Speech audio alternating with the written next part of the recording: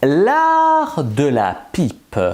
Bonjour à tous, bonjour à toutes, c'est Fabrice Julien, coach auteur, expert en sexualité, et dans cette vidéo, on va parler de l'art de la pipe. Vous connaissez peut-être ce fameux tableau « Ceci n'est pas une pipe ».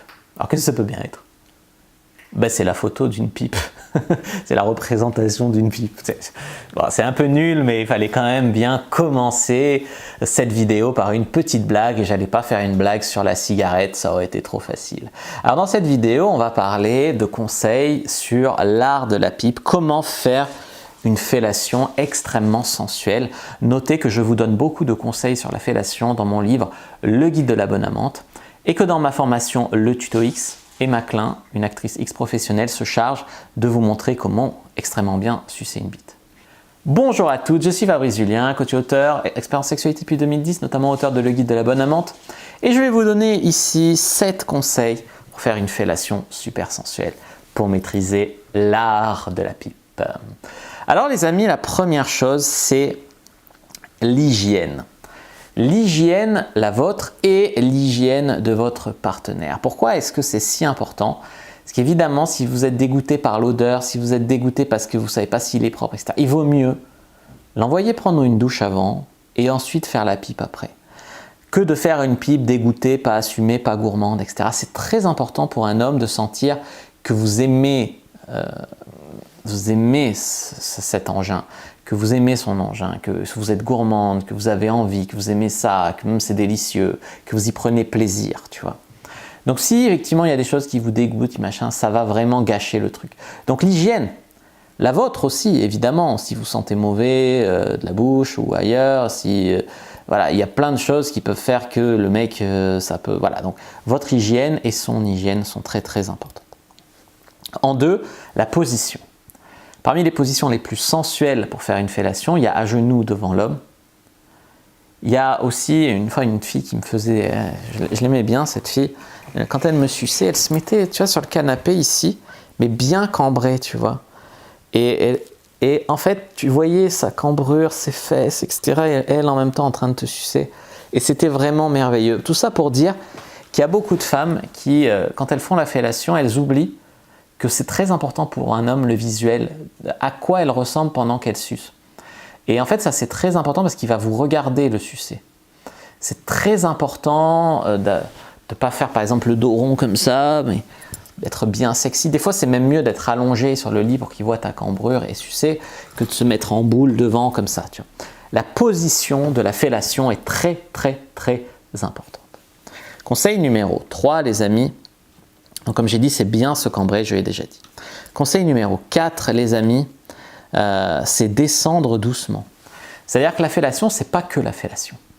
La fellation, c'est aussi l'embrasser dans le cou, l'embrasser sur la bouche, descendre, lécher le long de son torse en descendant, peut-être aller embrasser ses cuisses, tourner un petit peu autour, et ensuite la prendre en bouche.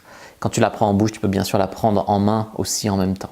Ça veut dire aussi, pourquoi pas lui toucher les testicules, le branler en même temps que tu suces, pourquoi pas toucher son périnée ou même son anus pour ceux qui aiment ça.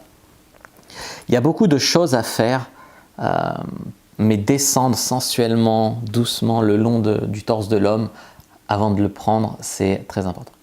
Conseil numéro 5, ça veut dire que sans tourner autour du pot, parce qu'il y a des femmes qui ne comprennent pas bien les conseils et qui descendent, puis elles tournent 1 heure, elles t'embrassent les cuisses, elles remontent, elles redescendent.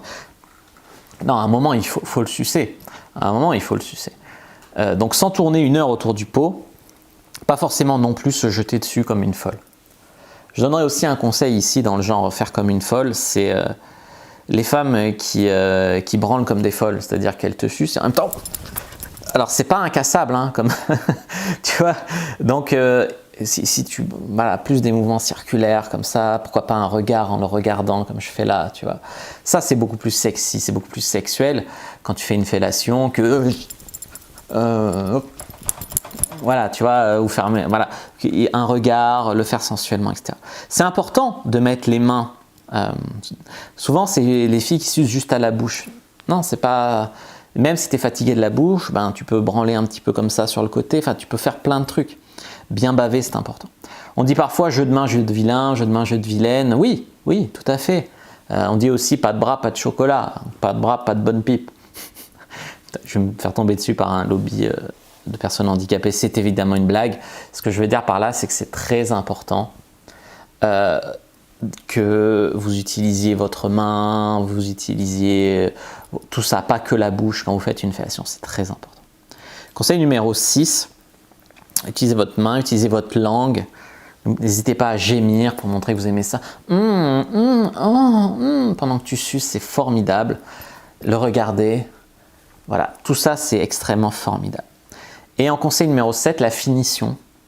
Vous n'êtes ni obligé de vous faire finir sur le visage, ni dans la bouche, ni sur les seins, ni sur les fesses, ni n'importe où. Vous êtes obligé de rien.